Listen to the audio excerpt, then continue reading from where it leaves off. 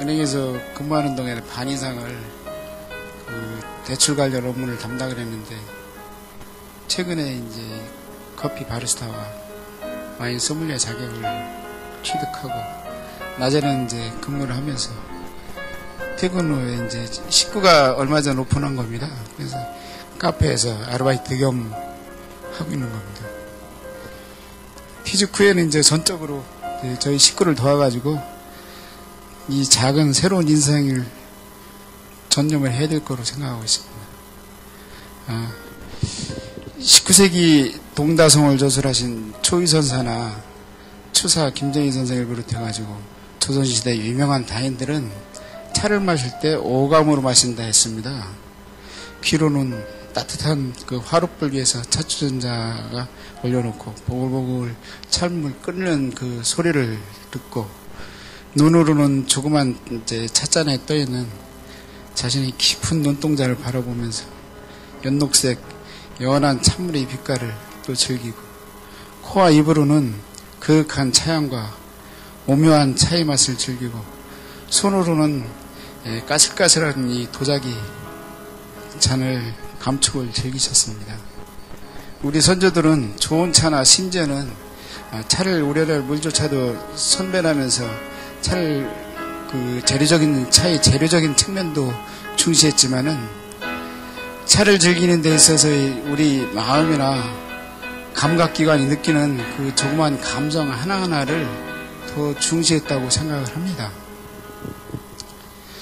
우리가 일상적으로 이제 음식을 먹을 때도 어떻게 보면은 단순히 입으로만 먹는 것이 아니라 이 식재료를 이 색깔과 맛, 향 등을 고려해가지고 선정을 하고, 또 만들어 놓은 음식도 디스플레이를 잘 해가지고 어떻게 보면 뭐 이 예술 작품처럼 이렇게 잘 그 배치를 해가지고 더 맛깔스럽게 보이고, 이 배치까지도 이렇게 신경을 쓰게 하고 그랬습니다.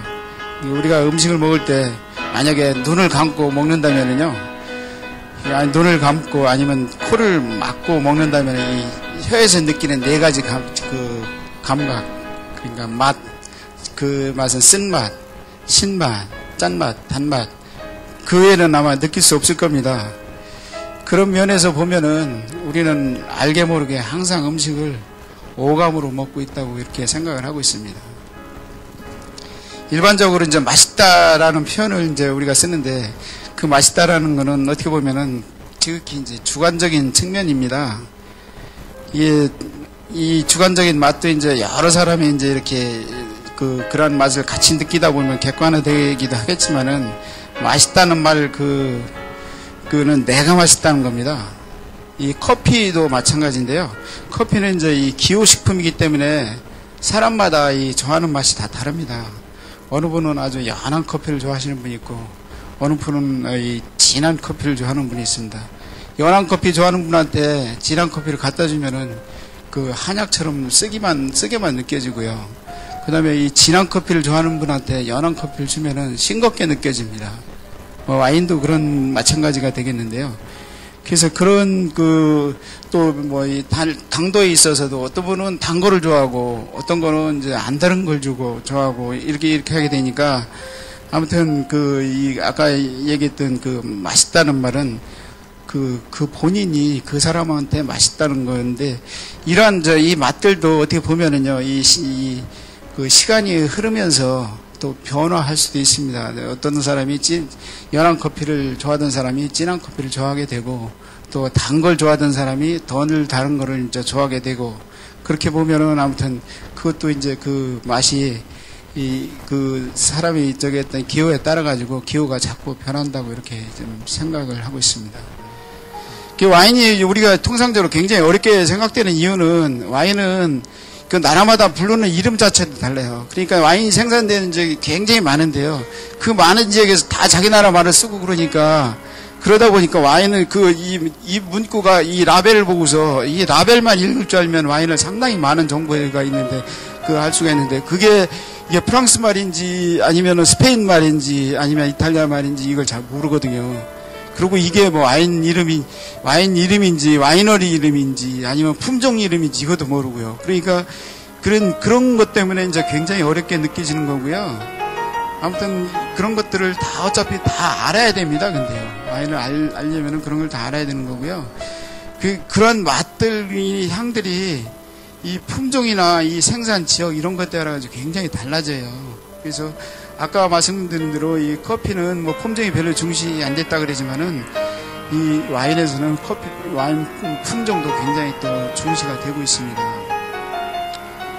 지금 그래서 어떻게 보면은 이제 이 와인은 그 생산 지역, 품종 뭐 이런 걸 떠나가지고 같은 와이너리에서 나왔어도 빈티지에 따라 달라지고요.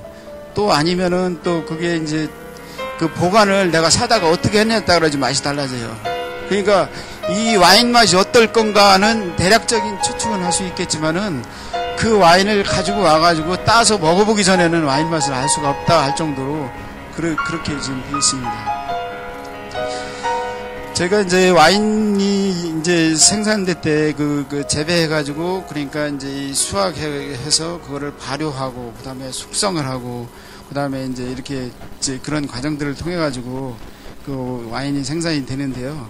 그런 과정에서 한 가지 어떠한 그 선택을 하느냐 아니면 어떠한 영향을 받느냐에 따라 가지고 그 전혀 다른 맛과 와인이 생산이 됩니다. 같은 품종으로 만들었어도 그게 와인 맛이 이제 오래 보관할 수도 있고 덜 보관할 수도 있고 진한 맛이 날 수도 있고 그냥 이제 가벼운 맛이 날 수도 있고 막 그렇거든요. 근데 아무튼 이 프랑스에서는 이 테루아라고 그러는데 그걸 굉장히 이제 중시하고 있어요. 그게 뭐냐면 테루아는 불어로 이제 이 토양이라는 뜻인데요. 그게 이제 단순히 처음에는 이제 토양만 얘기하다가 와인을 생산을 하면서 와인 용어가 됐는데요.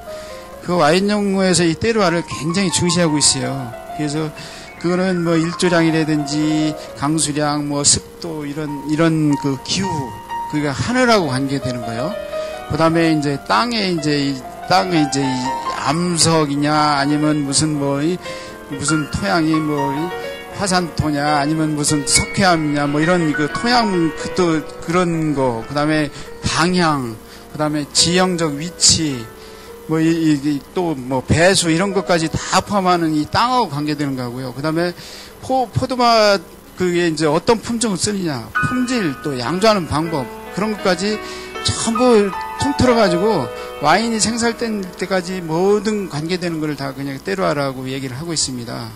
근데 아무튼 그 프랑스에서 뿐만 아니고 와인에서는 그 테루아가 굉장히 중시되고 있습니다. 그 이제 와인은 각 나라마다 이제 이 대표적인 품종이 있어요. 보통 이제 프랑스가 이제 가장 이제 기본적인 와인 생산국인데 거기는 뭐 까베네 쇼비뇽, 메를로, 그다음에 뭐 피노누아, 아니 샤르도네 이런 게 이제 기본적인, 그리고 이제 이 다른 외국에서 생산되는 품종들도 대부분 이 프랑스 품종입니다.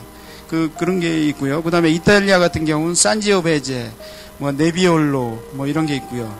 그다음에 이 스페인 같은 경우는 템프라리오, 그다음에 독일은 리슬링, 그다음 미국은 짐판델, 그다음 칠레는 까르미네르, 아르헨티나는 말백, 호주는 시라, 그다음에 뉴질랜드는 쇼비뇽 몰랑, 남아공은 이제 피노타지, 이렇게 이제 아주 가장 대표적인 그 품종들이 있는데요. 그거 말고도 유럽 품종들을 전부 다 도입을 해가지고 자기네 나라에서 심어가지고 그거를 이제 블렌딩을 한다든지 프랑스식으로 아니면은 그거를 단종으로 이렇게 해가지고 이제 생산을 하고 있고요. 그 다음에 자생 품종도 많이 있어요. 이탈리아 같은 경우는 자생 품종이 굉장히 많은데요. 이 스페인이나 이탈리아 이런 데 자생 품종들을 같이 해가지고 생산을 해서 와인을 양조하고 있습니다.